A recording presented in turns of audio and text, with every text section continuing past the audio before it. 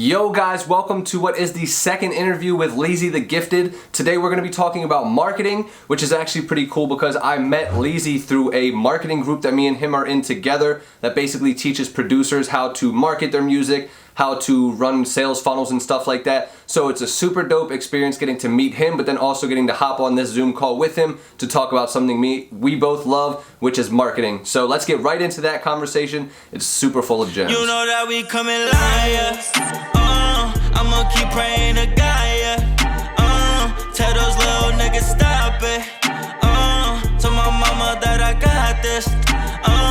You know that we coming liar. What's going on, guys? It's Pim Fried Rice. Welcome to the Music in the Millions podcast, the show where we give independent rappers the tools and resources needed to be successful without waiting on a record label. Today, I got back with me Leezy the Gifted. How you doing, Leezy? It's all good. Good to be back. Good. I was like, I don't know if he froze or not. All right. So I appreciate having you back. Last time we talked about success and the mindset that it takes to be a successful person and the definition of success. If you guys didn't catch that episode, I'll tag it up above. That way you guys can catch it, and I'll link it in the description below. But yeah, so today we're going to be talking about marketing. And one of the reasons that I wanted to talk to Leezy about marketing is because me and him are actually in a Facebook group together called MIDI Money, which is basically a producer group that teaches you how to run a business, how to market your stuff better, how to basically find your target audience, and basically just to market yourself in the best way possible. So with that being said, let me take a drink real quick and then we'll get right into the marketing. No, you're good. Yeah, you're good. Yeah, the marketing stuff is definitely super important. I'm excited to get into that today. Yeah, well, that basically was a start to answer my first question, which is how important is it for artists to market their own music and to learn the marketing? It's more important than the music creation itself. I mean, simply put, it's more, in my opinion, I think it is. But, well, the music's obviously like the product. You obviously need to. Here's something I'm gonna say that you probably will understand, and maybe your audience will vibe with, and I know mine will.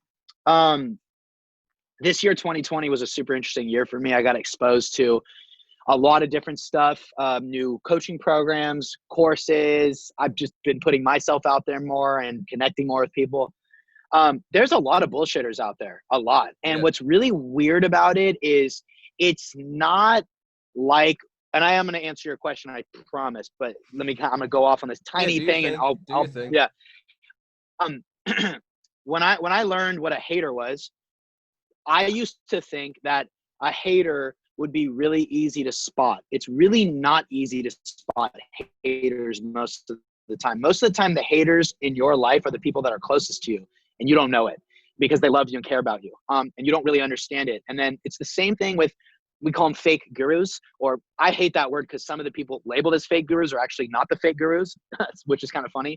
But bullshitters and people who are giving out the fake info, they are very, very, very difficult to spot. It's actually really, and it's very scary. It's very scary because I've invested. The only way to know if somebody's bullshitting is if you give them money into whatever they're buying, into whatever they're selling you, and you evaluate, was that money well spent? That's the only way to find out if someone's bullshitting or not.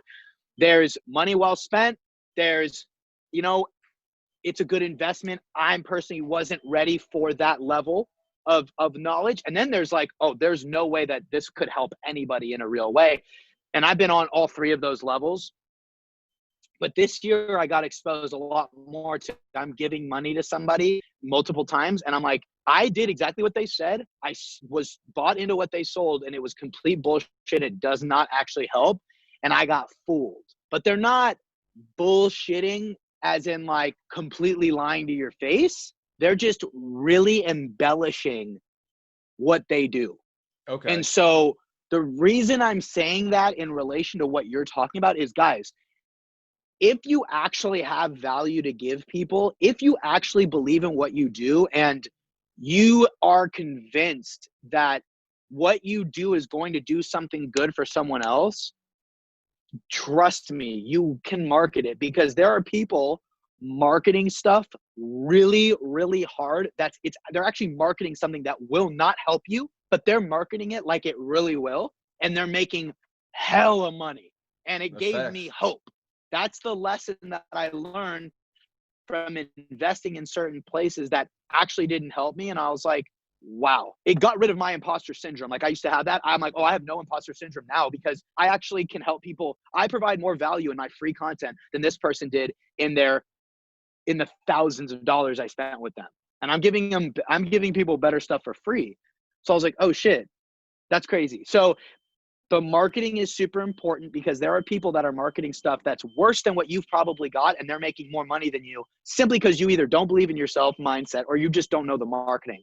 So hopefully we get into some marketing tips and tricks here on this episode. Oh So yeah, that's bro. how important marketing is. Yes, 100%. And actually, that's a couple questions now. So I'll get to a few more first, but then yeah, we're gonna talk about some tips and tricks and my whole channel is full of tips and tricks. And because I literally once, I'm not even gonna lie, like I didn't understand marketing or anything up until I signed up into that MIDI Money course, which was I believe in November I joined.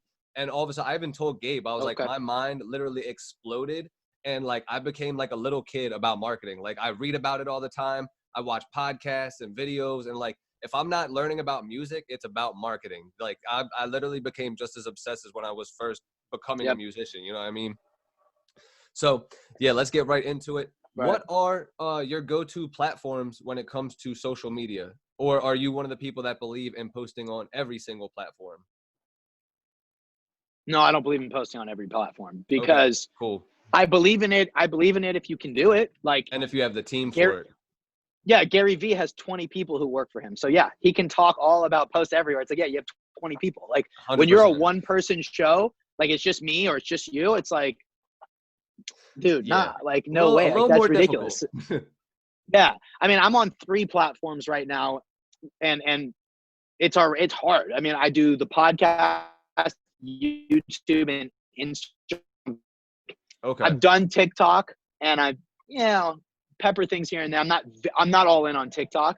But like, so, I believe in, I just believe in being in whatever the right place is for you. And you have to like, marketing is really, well, I don't want to go too off because I just want to answer your question. You asked me, do you believe in being all over the place or just on one platform?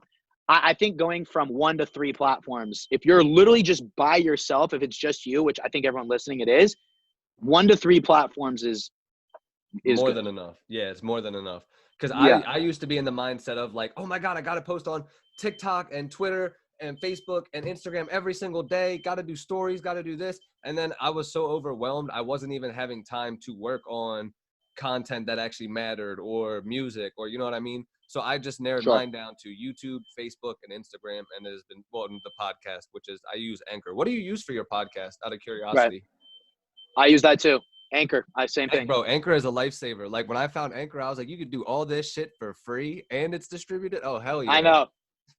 It was like a magic ticket. I know. Felt like Willy Wonka kid. Like when I was running home, like, oh my God, Anchor. No, okay. All right. So do you have any special tricks when it comes to marketing? We'll talk about on Instagram because I feel like Instagram's one I cover a lot on my channel. And since you're big into Instagram, we'll talk about, do you have any big Instagram marketing tricks, that secret sauce that you want to share with us?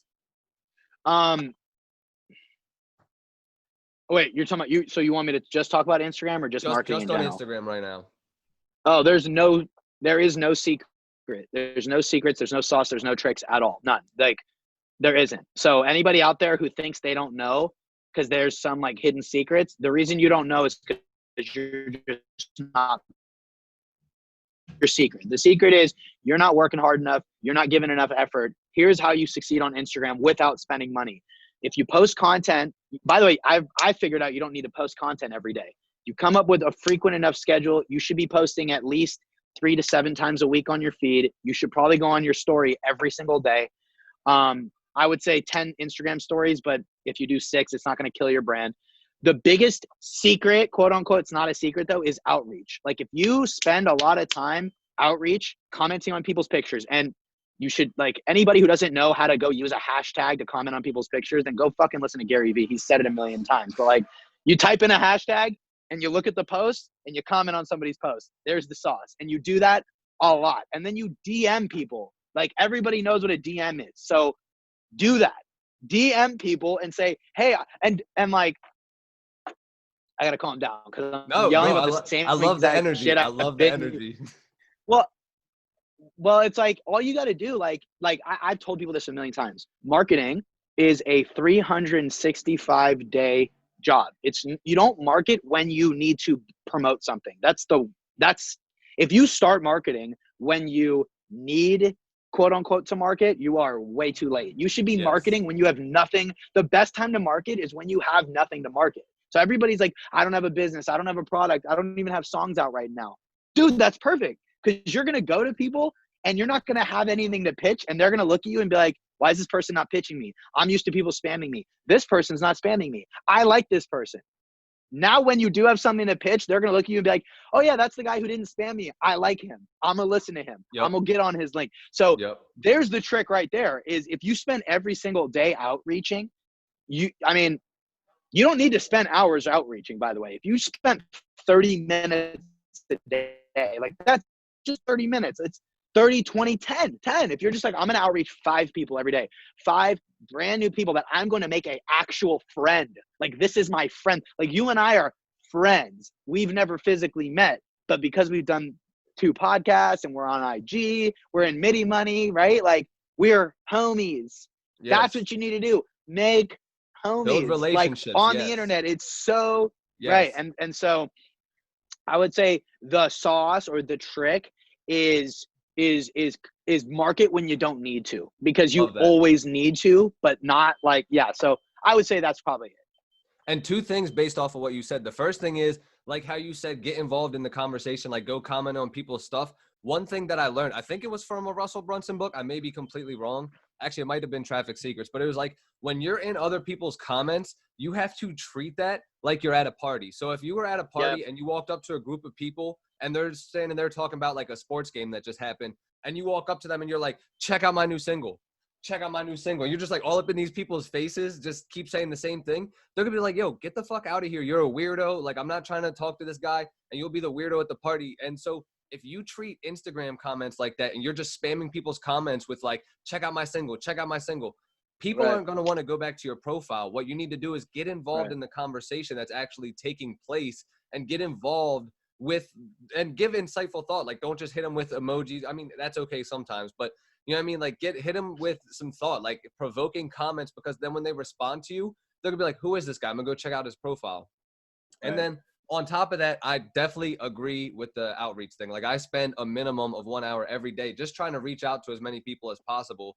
And that's honestly has been one of the biggest factors for not only growing my channel, like with follower count, but also growing the amount of relationships I have with people because of the way that I'm reaching out to them. And also, another little tip for you guys is always use, or not always use, but take advantage of audio messages in the DMs. Like, when you take a couple seconds and you just actually talk to someone, like if you give them a 30-second talking clip, you can get out a whole probably 10 paragraph, little phrase, as opposed to taking 10 minutes to type everything out. It's more personable because they hear you're not a robot, because you said, there's spammers out there. There's people who just are literally trying to push content.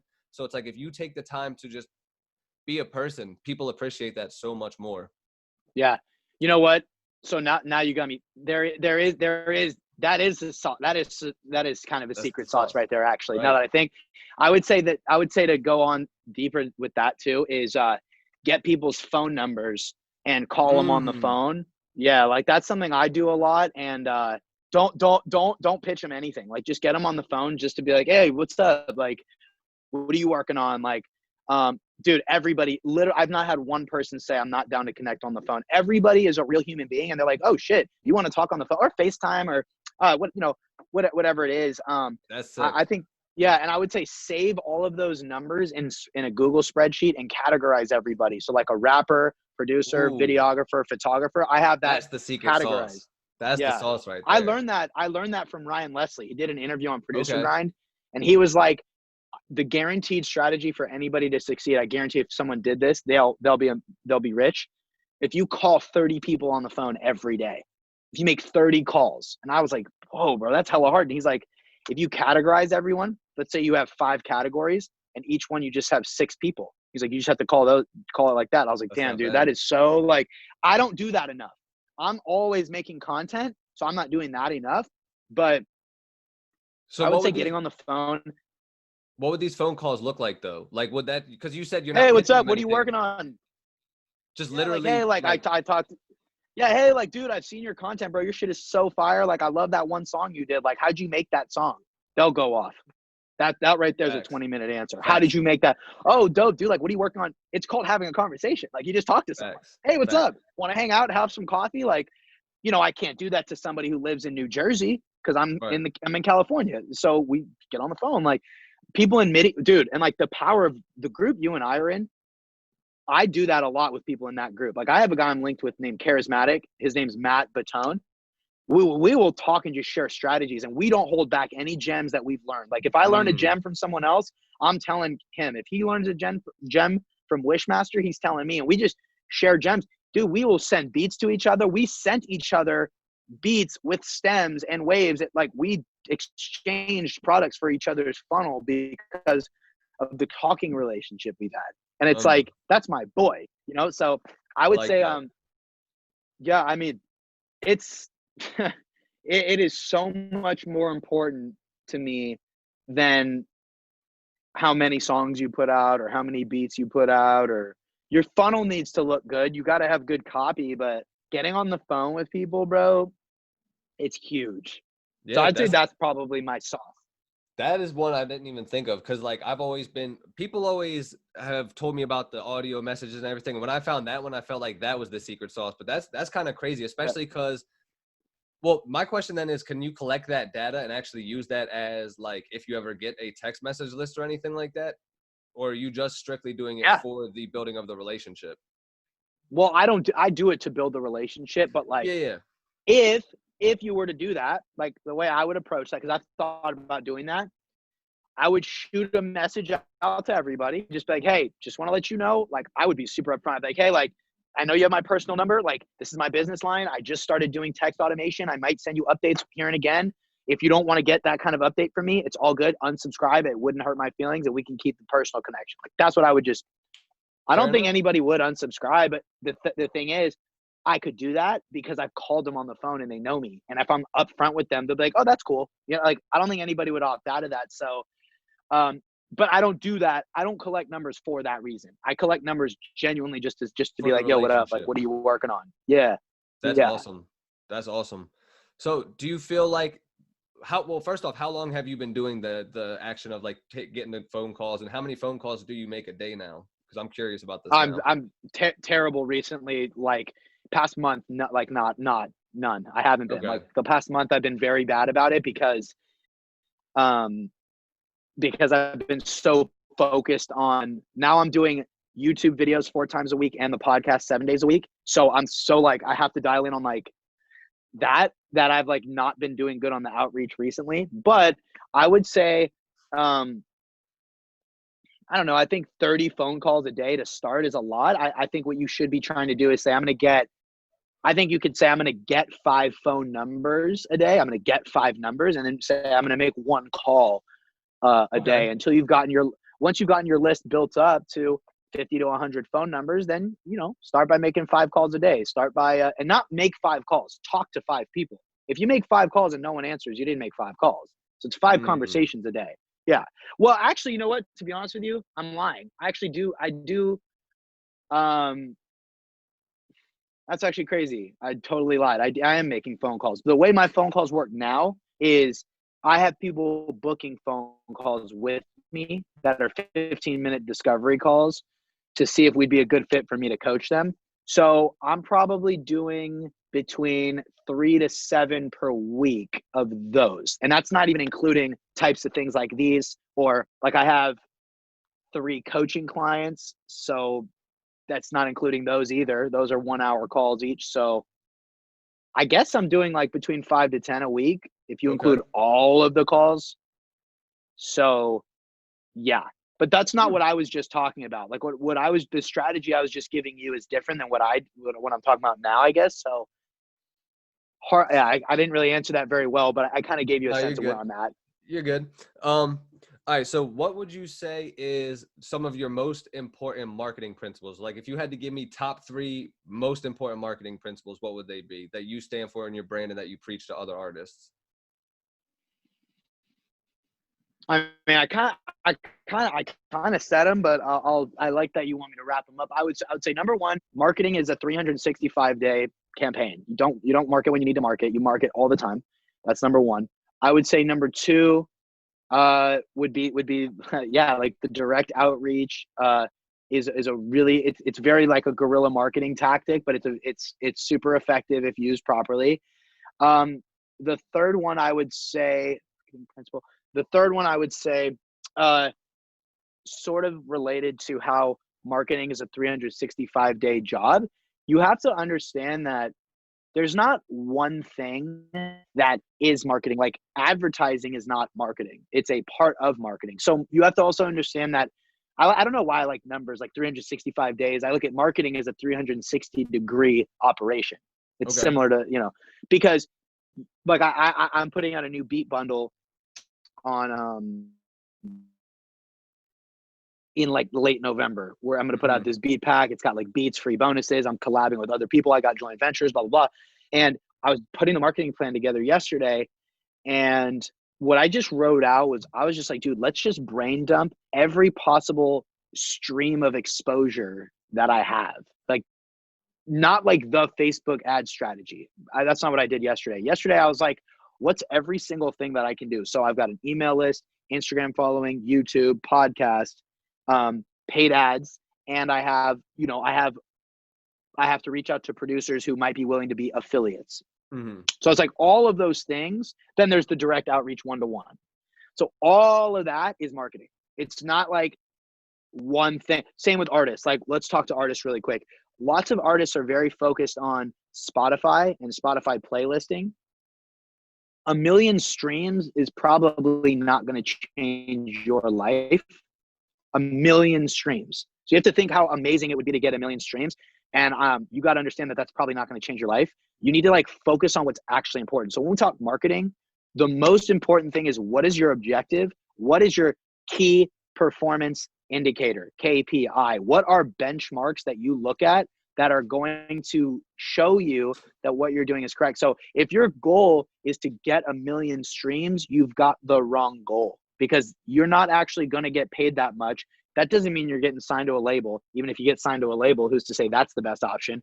And you can't reach out to people who have played your song on Spotify. You can't tag them. You can't Facebook pixel them. They're not on an email list. They might not even be following you on Instagram.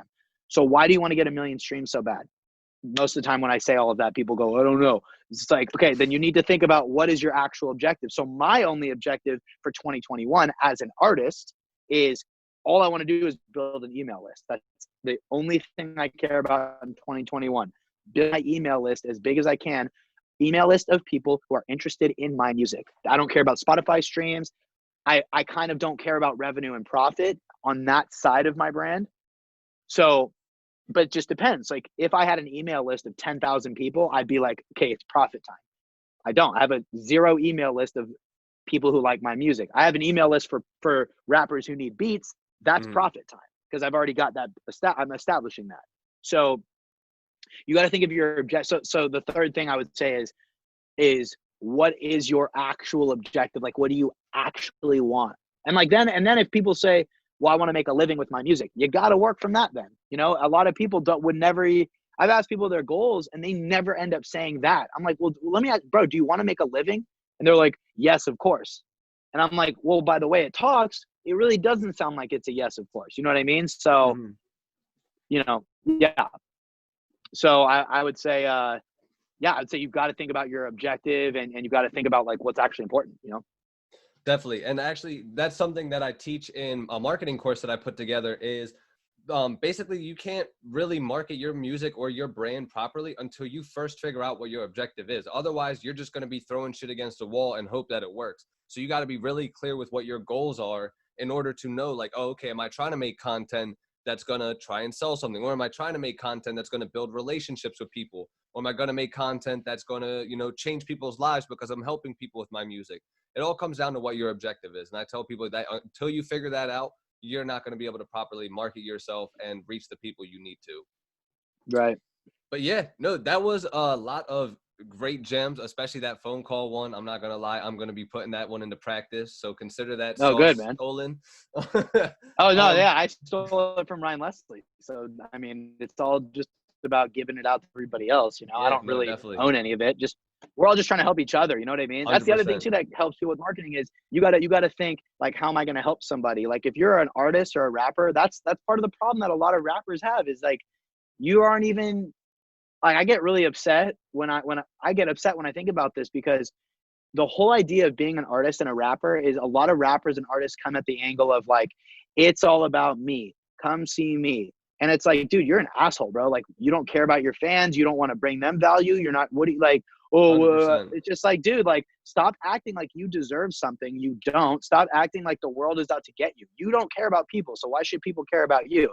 And I just 100%. feel like it pisses me off because rappers are all like, we need to grow this many songs, this many followers. I'm like, you don't even care about your fans. You have no interest in their emotions. So like, I don't even want to talk to them. So No, I feel that. I definitely yeah. feel that.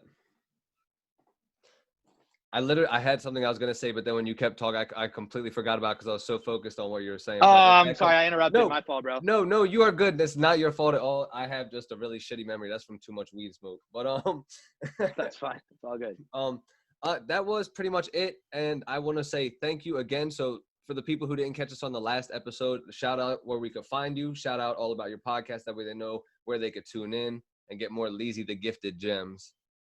Yeah, I mean, best place to get to me is probably my podcast, Music Mastery Podcast.